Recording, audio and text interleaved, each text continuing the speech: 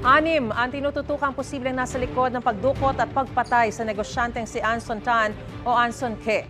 Isa sa kanila, isang Alvin Ke na ayon sa isang source ng pulisya ay sariling anak ng negosyante.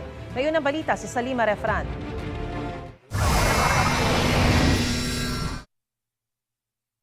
Sa isinumiting referral ng PNP Anti-Kidnapping Group sa Department of Justice noong April 19, may 6 na pangalan silang inirekomenda para sa preliminary investigation kaugnay sa pagkidnap at pagpatay sa businessman na si Anson Tan na kilala rin sa pangalang Anson Ke at sa kanyang driver.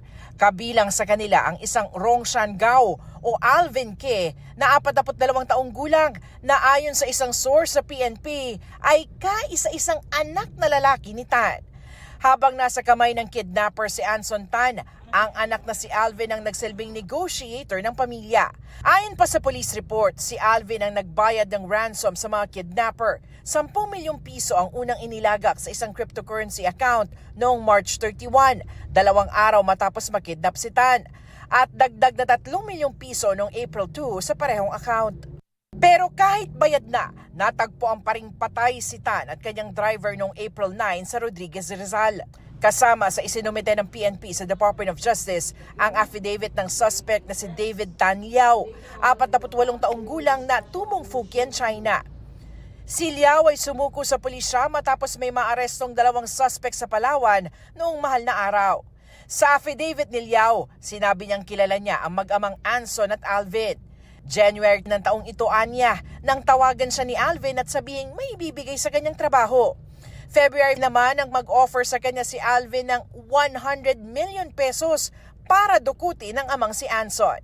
Ayon kay Liao, kasama niya sa pagpaplano ang mga suspect na inaresto sa Palawan na sina Richard Austria alias Richard Tan Garcia at Raymart Katikista.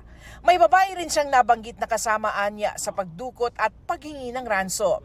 Si Alvin anya ang nagbigay ng go signal na patayin si Tan at ang driver. Ayaw magbigay ng pahayag ng pamilya Tan sa ngayon. Sa preliminary investigation, sinabi ng abogado nila na gusto nilang maimbestigahang mabuti ang kaso. Meron sila kasing ini-implicate na ibang tao na request namin i-pursue. Kung hindi man totoo, i-clear yung pangalan. Kung totoo man, dapat malaman yung totoo. Patuloy na kinukuha ng GMA Integrated News ang panig ni Alvin Ke. Ayon naman sa Department of Justice, kailangan pa nila ng kaunting panahon para matukoy ang mastermind at ang motibo ng krimen. Give us around 20-25 days. It will be done. It might pull off a surprise. Baka kagulat-gulat ang lumabas. Ito ang unang balita sa Salima Refran para sa GMA Integrated News. Gusto mo bang mauna sa mga balita? Mag-subscribe na sa GMA Integrated News sa YouTube at tumutok sa unang balita.